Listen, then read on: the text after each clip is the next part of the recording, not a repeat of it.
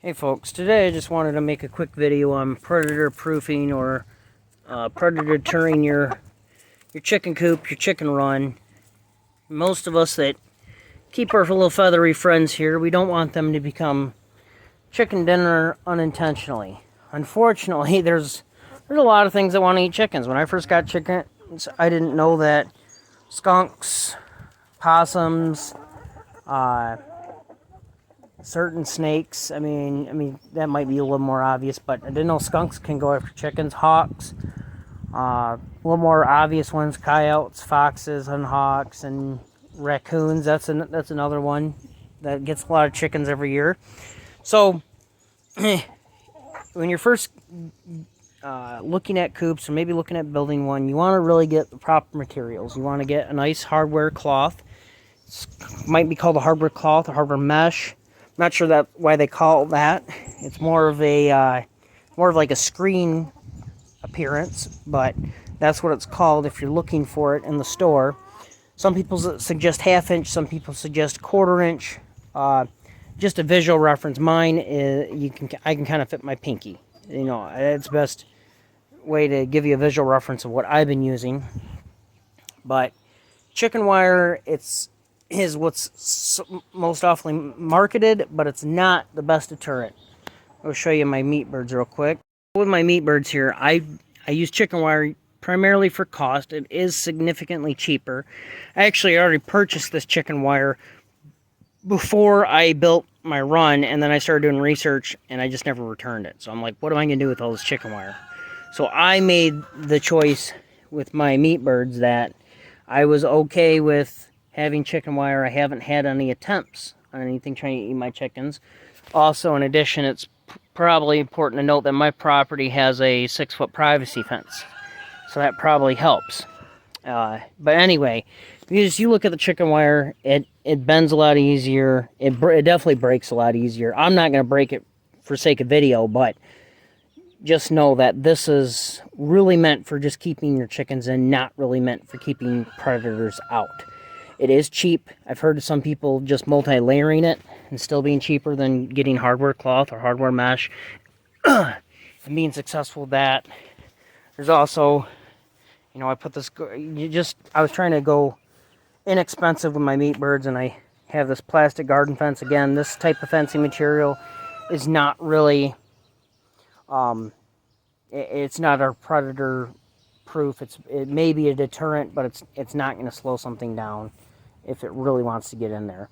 I wanted to, the reason I'm showing you this, and like, well, why would you even do that if you know that it's, well, this was an experiment to see if I wanted to do meat birds again. So I wanted to do my little chicken tractor here, inexpensive to begin with. So if I scrap the idea in the future, I'm not out hundreds of dollars in building a fancy chicken tractor I got no intention on using. So I might do meat chickens next year, and make some tweaks to my current setup. But anyway, that's why I'm showing you this, that chicken wire can not only be broken into easy, but you can even see that I can get my fingers in there quite a bit. So a raccoon certainly can. And if a raccoon can actually grab onto a chicken, or not necessarily a raccoon, any predator really, if it can grab onto the chicken and pull it to the side, it can actually severely injure or kill it. If it doesn't even have to get it out of the enclosure.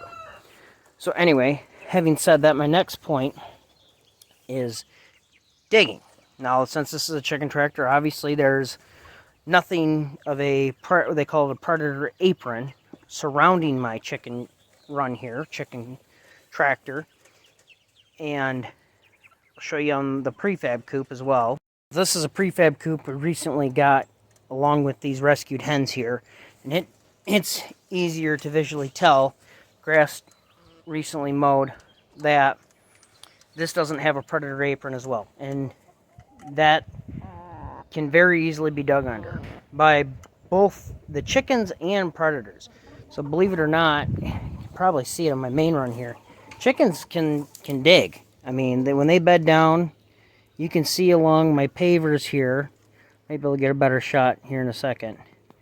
But when they bed down, they can dig like a dog, really. I mean, they can they can burrow, and they can actually, it got to a point to where I had to add pavers here, and because it looked like they were going to start to try to dig out from in. I mean, I don't know if how many of you seen the movie Chicken Run, but it's kind of what it felt like. They were trying to make their great escape. But anywho, on my main run, I really spent some time to try to keep predators out. I got these pavers on the inside and the outside. Some people, when they put their predator apron down, they dig it under the ground. I chose to stake it. I got these garden stakes here. It's really overgrown, so the grass itself is helping to hold it in place, and I can mow right over it. I made sure everything was nice and flat, everything was staked down. And unless you're looking for it really close, you can't really tell until you get really down here, and then you can dig down and you can feel it. But it turned out actually really nice. Turned out really nice. And the reason for doing that is that most predators, they'll come to the edge first, and they'll try to dig at the edge. If they can't get into your run or your coop there, they'll move back a little farther. And there's varying lines of thought on how far the predator mesh should go, or predator apron should go. I only have mine a couple feet. Some people suggest more. Some people dig it down, and bury it a couple feet. I mean, to each their own, but I have it here, and then I have it, I'll show you on the inside.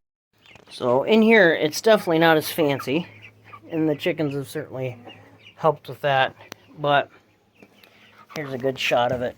So I have a much wider panel type fence buried on the inside, but pavers again. Pavers to keep anything and stake down, try to keep anything from digging in. So far I have not had any attempts, like I said, with chicken tractor, I believe, but I'd rather stop it before it becomes a problem. I don't want to have, my beloved flock members here become dinner for something else. So next thing, well, you can see there's a chicken bedding down right now. They can dig quite a bit, and if you look through my run here, there's these rut marks all over the place from them bedding down. They like to dust bathe, it's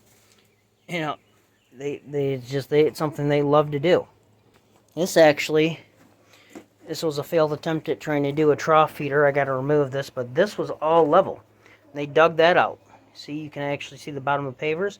They look closer to the rest of the run. They dug that out quite a bit. So, it's something to consider, that you may not always have to keep predators from getting in, but your chickens from getting out. Next, and I might do my own separate review on this, but a good quality coop door. So when they're in the coop at night, they can't easily, a predator can't easily pry it up. Now this is the ladies' first chicken door. I'll probably do a separate video on this. I have mixed feelings about this. But this has got a screw drive motor, so when this is down, it actually prevents a predator from prying that screw drive up. Well, there's certainly other options. I mean, just a latch mechanism. I'll go show you the prefab deal. This is a much simpler of a setup, but this is just a post on a sliding track, and I can push that shut, and that's going to take quite a bit of force. I mean, if I just pull, it actually doesn't want to move very freely. I have to actually pull it pretty hard to get that door open.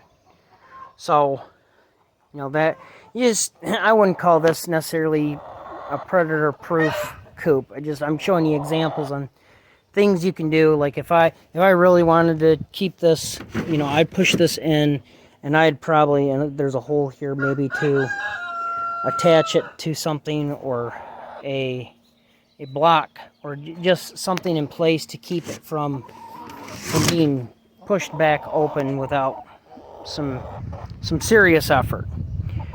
Next, latches. So this is more so with raccoons.